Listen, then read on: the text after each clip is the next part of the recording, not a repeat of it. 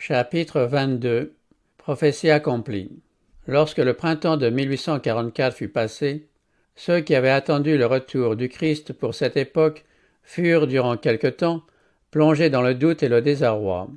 Le monde les considérait comme terrassés et convaincus de s'être attachés à une illusion. Cependant, la parole de Dieu restait leur source de consolation. Beaucoup d'entre eux continuèrent de sonder les Écritures. Ils soumirent les bases de leur foi à un nouvel examen et étudièrent les prophéties avec le plus grand soin pour y puiser de nouvelles lumières. Le témoignage biblique semblait réellement confirmer leur vue. Des signes incontestables indiquaient la proximité du retour du Seigneur. La puissance du Saint-Esprit qui s'était manifestée tant par la conversion des pécheurs que par un renouveau de vie spirituelle parmi les croyants avait prouvé que le message était du ciel. Et, bien qu'ils ne fussent pas à même d'expliquer leur désappointement, ils étaient convaincus que Dieu les avait dirigés. Dans les prophéties qui, croyaient-ils, s'appliquaient au temps de la seconde venue du Christ, se trouvaient des instructions qui convenaient remarquablement à leur état d'incertitude et les encourageaient à attendre patiemment et avec foi que leur situation s'éclaircît. Parmi ces prophéties se trouvait celle du livre d'Habacuc. « J'étais à mon poste et je me tenais sur la tour. Je veillais pour voir ce que l'Éternel me dirait et ce que je répliquerais après ma plainte. L'Éternel m'adressa la parole et il dit « Écris la prophétie, grave-la sur des tables, afin qu'on la lise couramment, car c'est une prophétie dont le temps est déjà fixé, elle marche vers son terme, et elle ne mentira pas. Si elle tarde, attends-la, car elle s'accomplira certainement. Le juste vivra par sa foi. » Dès 1842, le conseil donné dans cette prophétie d'écrire la vision prophétique et de la graver sur des tables afin qu'on puisse la lire couramment avait suggéré à Charles Fitch la préparation d'un tableau prophétique illustrant les visions de Daniel et de l'Apocalypse. La publication de ce tableau fut considérée comme accomplissant l'ordre donné par Habacuc. Personne toutefois ne remarqua alors dans cette même prophétie un délai apparent, un temps d'attente. Après le désappointement, cette déclaration parut très significative, car c'est une prophétie dont le temps est déjà fixé, elle marche vers son terme, et elle ne mentira pas. Si elle tarde, attends-la, car elle s'accomplira certainement, le juste vivra par sa foi. Le fragment suivant de la prophétie d'Ézéchiel était aussi une source de force et de consolation pour les croyants. La parole de l'Éternel me fut adressée en ces mots. « Fils de l'homme, que signifient ces discours moqueurs que vous tenez dans le pays d'Israël?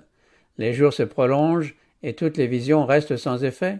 C'est pourquoi dis-leur, ainsi parle le Seigneur l'Éternel. Les jours approchent et toutes les visions s'accompliront. Je parlerai, ce que je dirai s'accomplira et ne sera plus différé. Voici, la maison d'Israël dit, les visions qu'il a ne sont pas près de s'accomplir, il prophétise pour des temps éloignés.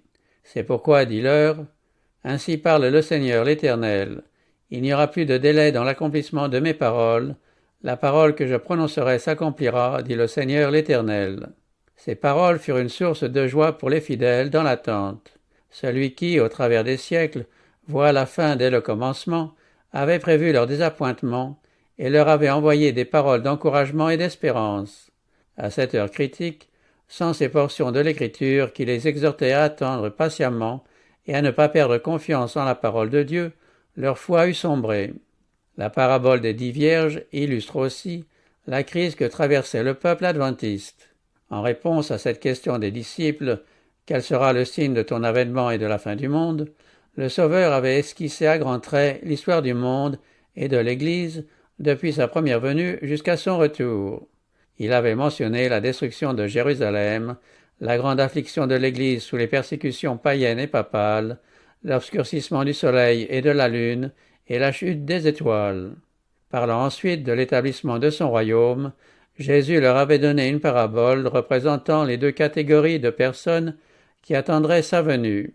Puis il avait ajouté « Alors, le royaume des cieux sera semblable à 10 vierges. » Il est ici question de l'Église des derniers jours, de celle qui est mentionnée dans la dernière partie du chapitre précédent. Son histoire est comparée aux incidents d'un mariage oriental. Alors le royaume des cieux sera semblable à 10 vierges qui, ayant pris leurs lampes, allèrent à la rencontre de l'époux. 5 d'entre elles étaient folles et 5 sages. Les folles, en prenant leurs lampes, ne prirent point d'huile avec elles, mais les sages prirent avec leurs lampes de l'huile dans des vases. Comme l'époux tardait, toutes s'assoupirent et s'endormirent. Au milieu de la nuit, on cria « Voici l'époux, allez à sa rencontre !» Pour les croyants de 1844, la venue de l'époux représentait le retour de Jésus, annoncé par le message du premier ange. Le grand mouvement de réforme opéré par la proclamation de ce retour correspondait aux 10 vierges allant à la rencontre de l'époux. Cette parabole représente 2 classes de personnes. Toutes les vierges avaient pris leurs lampes, l'Écriture sainte, et étaient sorties pour aller à la rencontre de l'époux. Mais tandis que les folles, en prenant leurs lampes, n'avaient pas fait provision d'huile, les sages avaient pris avec leurs lampes de l'huile dans des vases.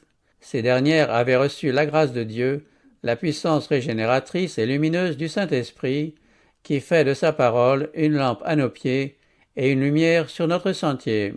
Elles avaient étudié les Écritures dans la crainte de Dieu pour y découvrir la vérité et rechercher avec ardeur un cœur pur et une vie sainte.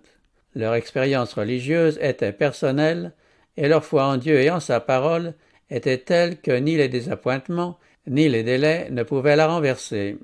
Les autres vierges, en prenant leurs lampes, n'avaient point pris d'huile avec elles. Le message solennel qu'elles venaient d'entendre avait excité leur crainte, mais elles s'étaient reposées sur la foi de leurs frères. Elles s'étaient contentées de la lumière vacillante de leurs émotions, sans avoir parfaitement compris la vérité, et sans que l'œuvre réelle de la grâce se fût opérée dans leur cœur. Elles étaient allées au-devant de l'époux, dans la joyeuse perspective d'une récompense immédiate, mais nullement préparées à un délai ou à une déception. Quand vint l'épreuve, leur lumière pâlit et leur foi les abandonna. Comme l'époux tardait, toutes s'assoupirent et s'endormirent. Le retard de l'époux représente la vaine attente du Seigneur au temps fixé, le désappointement qui s'ensuivit et l'apparent délai apporté à l'accomplissement de la prophétie.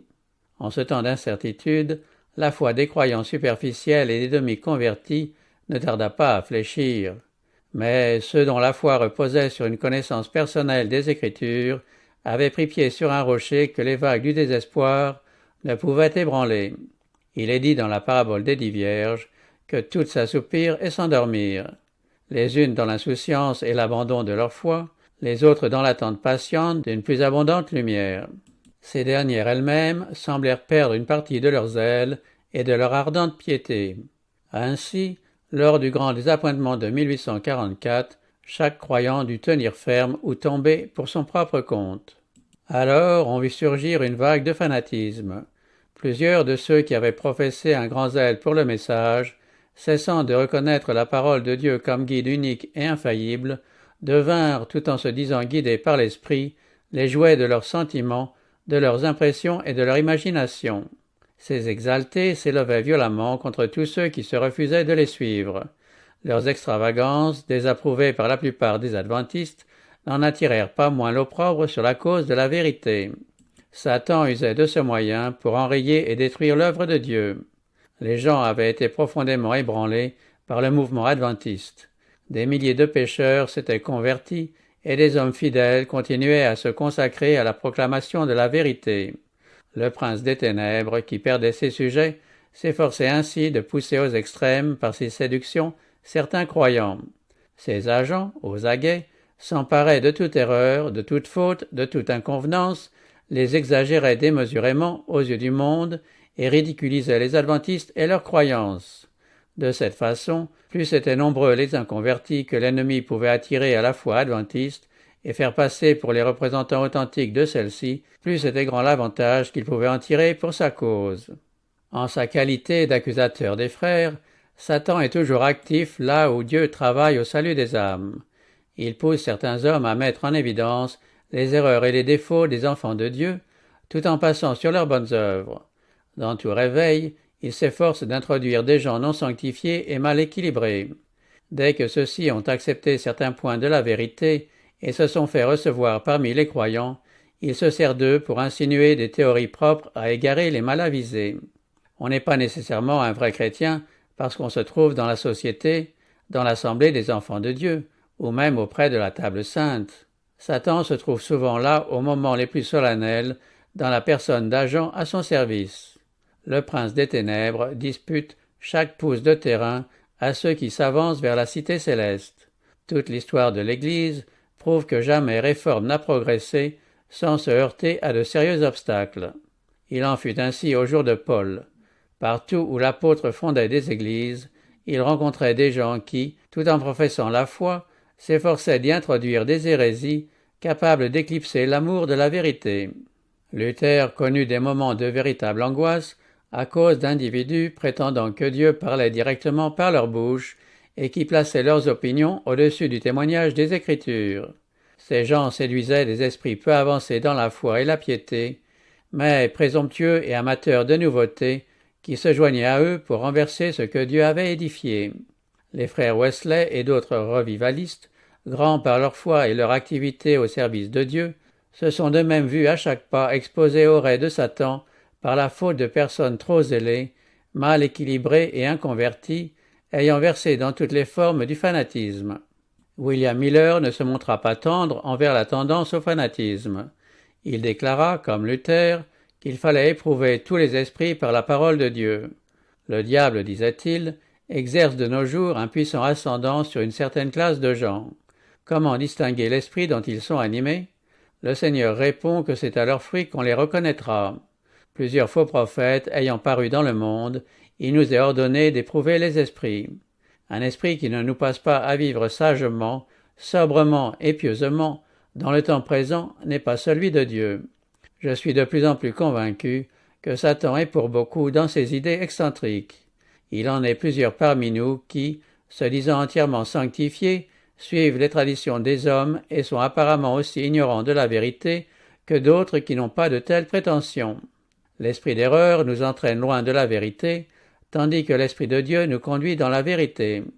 Vous direz peut-être qu'on peut se trouver dans l'erreur tout en se croyant dans la vérité. Que faut-il en conclure? Voici notre réponse. L'Esprit et la parole sont d'accord. Celui qui, soumis à la parole de Dieu, se trouve en parfait accord avec elle, prise dans son intégralité, a le droit de se croire dans la vérité.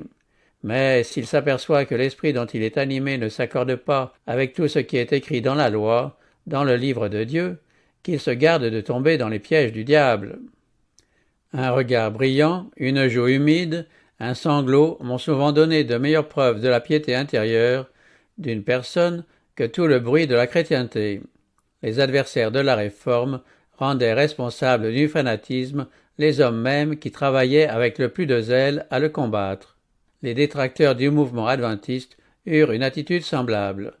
Non contents de déformer les faits et d'exagérer les erreurs des extrémistes et des fanatiques, ils répandaient des bruits malveillants dénués de toute véracité. Ces gens étaient poussés par les préjugés et par la haine. La proclamation de l'imminence du retour du Christ troublait leur paix. Ils craignaient que ce message ne fût vrai, tout en espérant qu'il n'en fût rien.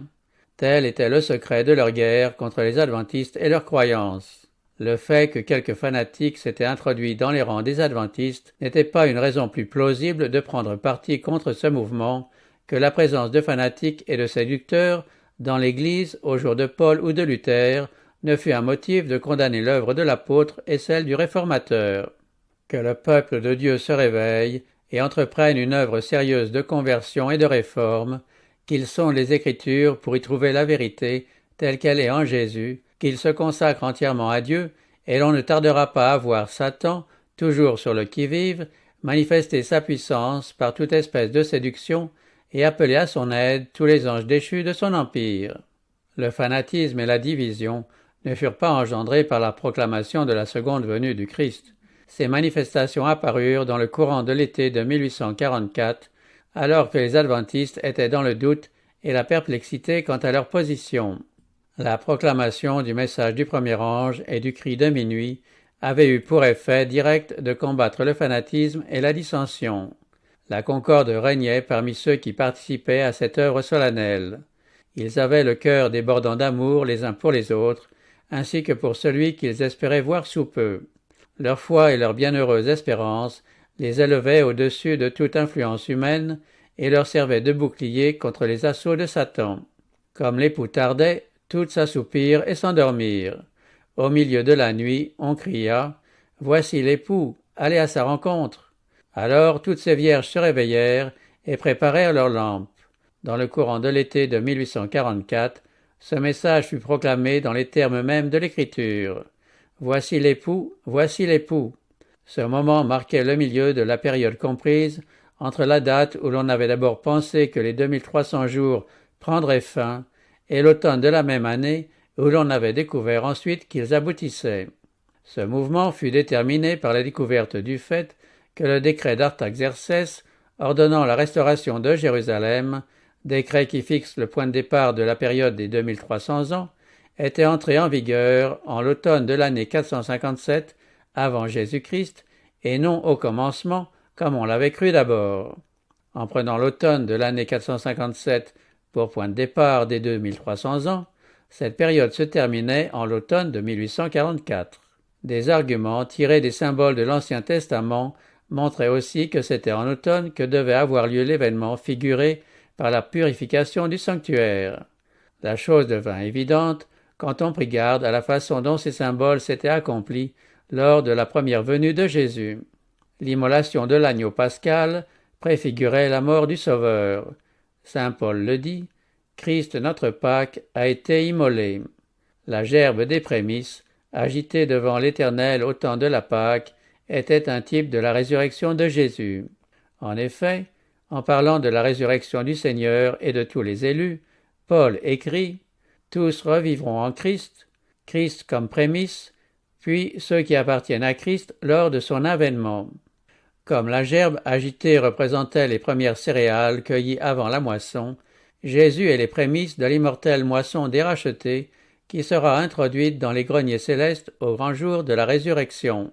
Ces types s'accomplirent non seulement quant à l'événement, mais aussi quant au temps.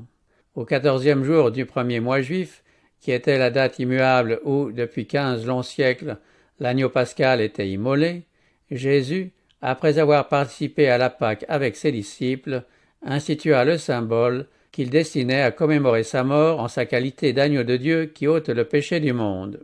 En cette même nuit, Jésus était saisi par des mains brutales et conduit au supplice de la croix.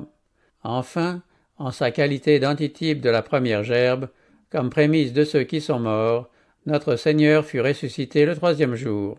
C'était une représentation de tous les justes qui ressusciteront lorsque le corps de leur humiliation sera rendu semblable au corps de sa gloire. Les types se rapportant à la seconde venue du Christ doivent de même s'accomplir conformément au symbolisme lévitique. Sous le régime mosaïque, la purification du sanctuaire au grand jour des propitiations tombait sur le 10e jour du 7e mois juif. Ce jour-là, le souverain sacrificateur, après avoir fait propitiation pour tout Israël et éliminé ainsi tous les péchés accumulés dans le sanctuaire, sortait du lieu très saint pour bénir le peuple. On en conclut que Jésus-Christ, notre souverain sacrificateur suprême, apparaîtrait pour purifier notre terre par la destruction du péché et des pécheurs, et apporterait à son peuple la couronne de l'immortalité. Le 10e jour du 7e mois, grand jour des propitiations et de la purification du sanctuaire, qui, en 1844, tombait sur le 22 octobre, fut considéré comme étant la date du retour du Christ. Cela était conforme aux preuves établissant que les 2300 jours aboutissaient en automne, et la conclusion semblait évidente. Dans la parabole des 10 vierges, le temps d'attente et de somnolence est suivi de la venue de l'époux. Cela concordait avec les arguments qui précèdent, tirés à la fois de la prophétie et de la symbolique mosaïque. Tout cela parut aux fidèles d'une solidité inébranlable, et des milliers de voix s'unirent pour faire entendre le cri de minuit. Le mouvement se répandit dans le pays comme un raz-de-marée et se propagea de ville en ville et de village en village jusque dans les localités les plus reculées. Devant ce réveil et cette proclamation, le fanatisme disparut comme la gelée blanche sous les chauds rayons du soleil. Les doutes et les incertitudes des croyants se dissipèrent, l'espérance et le courage ranimèrent tous les cœurs. L'œuvre était exempte des excentricités engendrées par l'agitation humaine, non contrôlée par l'esprit et la parole de Dieu. Ce mouvement était pareil au temps d'humiliation et de retour à Dieu qui, chez l'ancien Israël, accompagnait parfois l'intervention des prophètes. Il portait les caractéristiques des vrais réveils de tous les siècles, peu d'exaltation, mais beaucoup de sincérité dans la confession des péchés et dans le renoncement au monde. On persévérait dans la prière et on se consacrait entièrement à Dieu. Se préparer pour la venue du Seigneur, tel était le grand souci de chacun. Miller décrivait ainsi ce réveil. On ne voit pas de grandes manifestations de joie. Il semble qu'on les réserve pour le jour où le ciel et la terre s'uniront dans une allégresse inénarrable et glorieuse. On n'entend point d'acclamation, cela aussi est réservé pour le moment où retentira la voix de l'archange. Les chanteurs sont silencieux. Ils attendent le moment de se joindre au chœur angélique. Il n'y a pas de divergence de vue, tous ne sont qu'un cœur et qu'une âme. Un autre témoin oculaire rendait ce témoignage. L'attente du Christ produisait partout un sérieux retour sur soi-même et une profonde humiliation devant le Dieu des cieux. Elle bannissait les choses du monde, remplaçait les controverses et les animosités par la confession réciproque des offenses. D'humbles et ferventes prières, arrosées de larmes, imploraient de Dieu l'assurance de son pardon. L'abdication et la reddition du moi devant Dieu dépassaient tout ce que nous avions jamais vu. Selon la prédication de Joël, relative au jour de l'Éternel, on déchirait son cœur et non ses vêtements, on retournait à l'Éternel avec jeûne, larmes et lamentations. Conformément à la promesse de Dieu à Zacharie, un esprit de grâce et de supplication était répandu sur ses enfants, ils tournaient les regards vers celui qu'ils avaient percé, le deuil était grand dans le pays, et ceux qui attendaient le Seigneur humiliaient leur âme devant lui. De tous les grands mouvements religieux qui se sont succédés depuis les jours des apôtres, aucun n'a été moins entaché par les imperfections humaines et les pièges de Satan que celui de l'automne de 1844. Aujourd'hui encore, après bien des années, tous ceux qui participèrent à ce mouvement et qui sont restés dans les mêmes convictions ressentent l'influence bénie de ce puissant réveil et témoignent qu'il fut l'œuvre de Dieu. Au cri de « Voici l'époux allé à sa rencontre », les vierges se réveillèrent et préparèrent leurs lampes. On s'était mis à étudier la parole de Dieu avec un intérêt et une ferveur inconnus jusqu'alors. Des anges du ciel avaient été envoyés auprès des fidèles abattus pour relever leur courage et les préparer à recevoir le message. Cette œuvre ne s'appuyait pas sur la sagesse ou l'érudition de l'homme, mais sur la puissance de Dieu. Les hommes qui, les premiers, entendirent l'appel et obéirent, n'étaient pas les mieux doués, mais les plus humbles et les plus pieux. Versant des larmes de joie, des fermiers avaient délaissé leurs moissons dans les champs, et des artisans avaient quitté leurs outils pour aller porter l'avertissement. Les chefs spirituels furent parmi les derniers à adhérer à ce mouvement. Les églises, en général, fermèrent leurs portes à ce message et furent abandonnées par un grand nombre de ceux qui le reçurent. Par la volonté de Dieu, cette proclamation se joignait à celle du second message et redoublait sa puissance. Le message « Voici l'époux » ne devait pas, bien qu'il fût basé sur des preuves bibliques formelles, se diffuser au moyen de controverses, mais grâce à sa puissance irrésistible qui remuait les âmes. Les douteurs et les ergoteurs se taisaient. Lors de l'entrée triomphale à Jérusalem, les gens venus de toutes les parties du pays pour la fête de Pâques s'étaient portés en foule vers le mont des Oliviers, à la rencontre du cortège qui escortait Jésus. Emportés par l'enthousiasme général, ils avaient joint leur voix au cri « Béni soit celui qui vient au nom du Seigneur », qui se pressait dans les réunions adventistes, soit par curiosité, soit par dérision. Tous étaient subjugués par la puissance de ce message « Voici l'époux ». À ce moment-là, on vit se manifester la foi que Dieu exauce, la foi qui compte sur la rémunération. Comme des ondées sur une terre altérée, l'Esprit de grâce descendit sur ceux qui cherchaient Dieu avec ferveur. Sachant qu'ils se trouveraient bientôt face à face avec leur Rédempteur, ils éprouvaient une joie solennelle et inexprimable. La puissance du Saint-Esprit, richement répandue sur les âmes fidèles, remuait, attendrissait, fondait les cœurs endurcis. Les temps où ils s'attendaient à recevoir leur Sauveur les trouva circonspects et graves. Chaque matin, leur premier souci était de s'assurer qu'ils étaient en paix avec Dieu. Ils priaient beaucoup les uns avec les autres et les uns pour les autres, se réunissant fréquemment dans des lieux retirés pour entrer en communion avec Dieu. Des chants et des bosquets montaient vers le ciel des louanges et des supplications. L'approbation du Seigneur leur était plus précieuse que la nourriture corporelle. Si quelque nuage venait obscurcir leur âme, ils n'avaient ni trêve ni repos qu'il ne fût dissipé.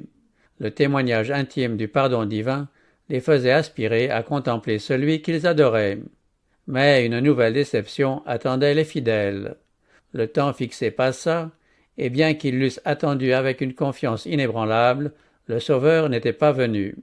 Ils éprouvèrent alors une douleur semblable à celle que ressentit Marie lorsqu'elle vit que le tombeau du Seigneur était vide et qu'elle s'écria en sanglotant « Ils ont enlevé mon Seigneur, et je ne sais où ils l'ont mis. » La foule des incrédules, en proie à une terreur secrète à la pensée que le message pût être vrai, avait observé une certaine réserve, et ce sentiment ne disparut pas aussitôt après la date fatidique. Ils n'osèrent pas, tout d'abord, devant ces gens plongés dans la tristesse, se prévaloir de leur triomphe. Mais, ne voyant paraître aucun signe de la colère de Dieu, ils s'enhardirent et donnèrent libre cours aux moqueries et aux sarcasmes. Beaucoup de ceux qui avaient prétendu croire au retour du Christ renoncèrent à leur foi. Quelques-uns qui avaient affiché une grande assurance étaient tellement blessés dans leur amour-propre qu'ils auraient voulu se retirer du monde. Comme Jonas, ils murmuraient contre Dieu, la mort leur paraissait préférable à la vie. Ceux qui avaient fait reposer leur foi sur les opinions des autres et non sur la parole de Dieu étaient maintenant prêts à changer de croyance. Les moqueurs attirèrent les faibles et les lâches dans leur rang et tous s'unirent pour affirmer que désormais il n'y avait plus de raison de craindre ou d'attendre quoi que ce fût. Le temps avait passé, le Seigneur n'était pas revenu et le monde pouvait rester tel quel encore des milliers d'années. Les croyants sincères avaient tout abandonné pour leur Sauveur. Jouissant de sa présence comme jamais auparavant, ils étaient convaincus d'avoir donné au monde l'avertissement suprême.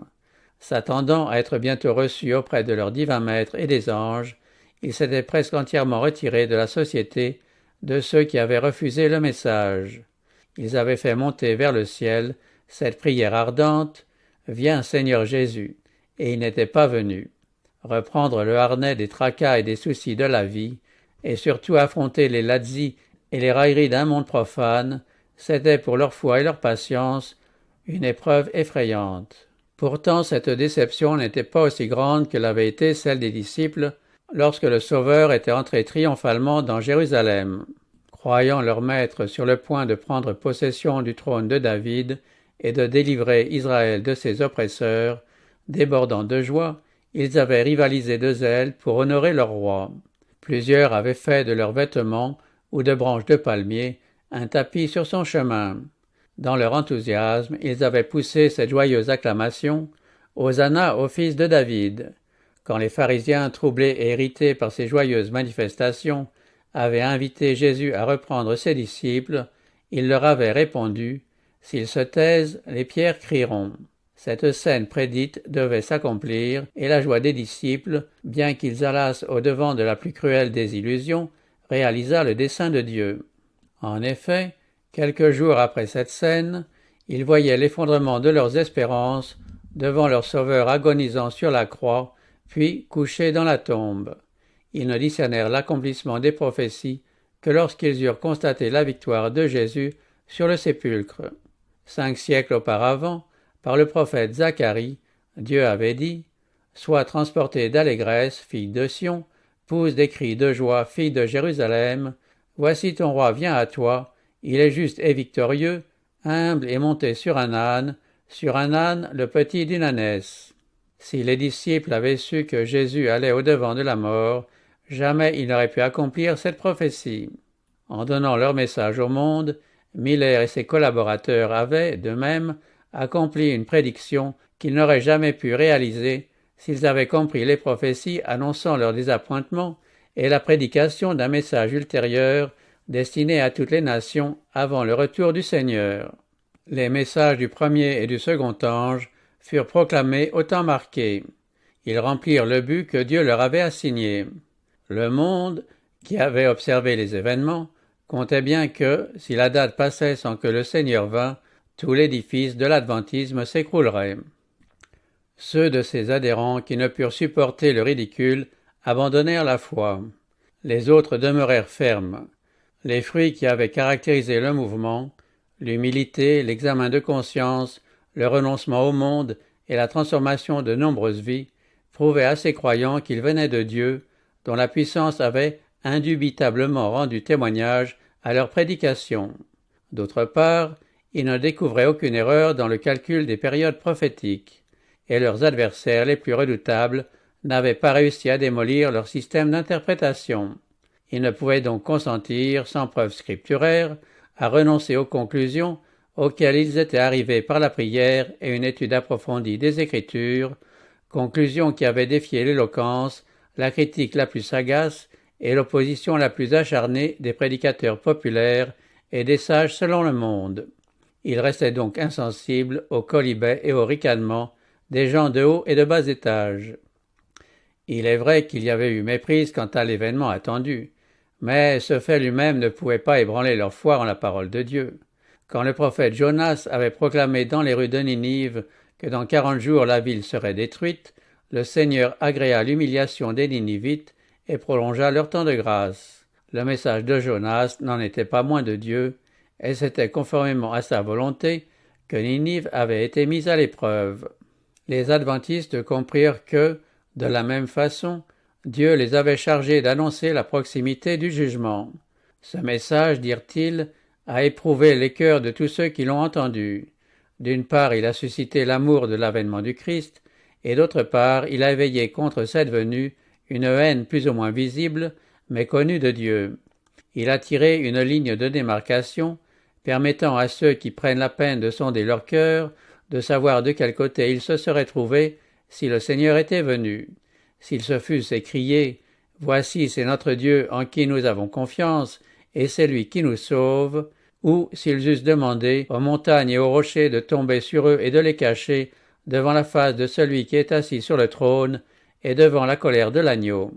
De cette façon, croyons-nous, Dieu a éprouvé la foi de son peuple afin de démontrer si, devant une crise, ce peuple abandonnerait le poste où il l'avait placé, ou si, tournant le dos au monde, il s'appuierait avec une confiance inébranlable sur la parole de Dieu. Les sentiments de ceux qui conservaient l'assurance que Dieu les avait dirigés dans les circonstances qu'ils venaient de traverser sont ainsi exprimés par William Miller. « Si je devais recommencer ma vie, écrivait cet homme de Dieu, avec les preuves que j'avais alors en main, je devrais, pour rester honnête devant le Seigneur et devant les hommes, refaire ce que j'ai fait.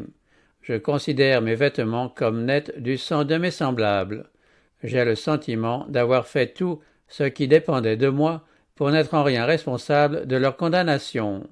Quoique 2 fois désappointé dans mes espérances, je ne suis ni abattu ni découragé.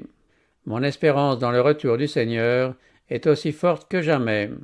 Je n'ai fait que ce que j'ai considéré comme étant mon devoir, après des années d'études approfondies. Si je me suis trompé, c'est en voulant manifester de la charité, de l'amour à mes semblables, et en cherchant à accomplir mon devoir envers Dieu. Une chose est bien certaine, ce que j'ai prêché, je l'ai cru, et Dieu a été avec moi. Sa puissance a été manifeste, et beaucoup de bien en est résulté. Autant qu'il soit possible d'en juger par les apparences, des milliers de personnes ont été amenées, par la prédication de la date du retour du Christ, à étudier les Écritures, et se sont réconciliés avec Dieu par la foi et par l'aspersion du sang de Jésus.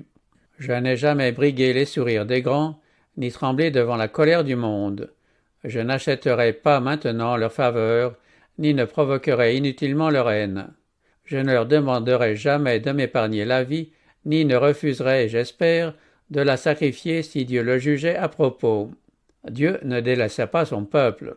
Son esprit continua de reposer sur ceux qui ne rejetèrent pas inconsidérément la lumière qu'ils avaient reçue et ne se tournèrent pas contre le mouvement adventiste. On trouva dans l'Épître aux Hébreux des paroles d'encouragement et d'avertissement à l'adresse des enfants de Dieu éprouvés et dans l'attente à cette heure de crise. N'abandonnez donc pas votre assurance, à laquelle est attachée une grande rémunération, car vous avez besoin de persévérance, afin qu'après avoir accompli la volonté de Dieu, vous obteniez ce qui vous est promis. Encore un peu de temps, celui qui doit venir viendra, et il ne tardera pas, et mon juste vivra par la foi. Mais s'il se retire, mon âme ne prend pas plaisir en lui.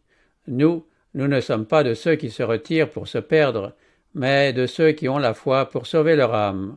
Cette exhortation est adressée à l'Église des derniers jours, car il est dit « Encore un peu de temps. Celui qui doit venir viendra, et il ne tardera point. » En outre, on y remarque l'annonce voilée d'un retard apparent. Ces conseils s'appliquaient particulièrement bien à la situation des adventistes à ce moment-là. Les gens visés dans ce passage étaient en danger de faire naufrage quant à la foi. Ils avaient accompli la volonté de Dieu en suivant les directions de son esprit et de sa parole. Toutefois, ne comprenant pas son dessein dans ce qui leur était arrivé, et ne voyant pas leur chemin, ils étaient tentés de douter que Dieu les eût conduits. Alors cette parole prenait pour eux tout son sens. Mon juste vivra par la foi. Pendant que la lumière éclatante du cri de minuit avait éclairé leur sentier, que les sceaux de la prophétie avaient été rompus et que les signes de l'imminence du retour du Christ s'accomplissaient sous leurs yeux en rapide succession, ils avaient, pour ainsi dire, marché par la vue. Mais maintenant, écrasés sous le poids de leurs espérances déçues, ils ne pouvaient subsister que par la foi en Dieu et en sa parole. Un monde moqueur leur disait « On vous a trompé, abandonnez votre foi et reconnaissez que le message adventiste est de Satan. » Mais la parole de Dieu répondait « Si quelqu'un se retire, mon âme ne prend pas plaisir en lui. » Renoncez maintenant à leur foi et renier la puissance du Saint-Esprit qui avait accompagné le message, c'eût été courir à la perdition. Ils étaient encouragés à demeurer fermes par ces paroles de Paul. N'abandonnez donc pas votre assurance, car vous avez besoin de persévérance. Encore un peu de temps, celui qui doit venir viendra, et il ne tardera pas. Leur seule sécurité était de serrer précieusement la lumière que Dieu leur avait déjà donnée, de retenir fermement ses promesses, de persévérer dans l'étude de sa parole et d'attendre patiemment de nouvelles lumières.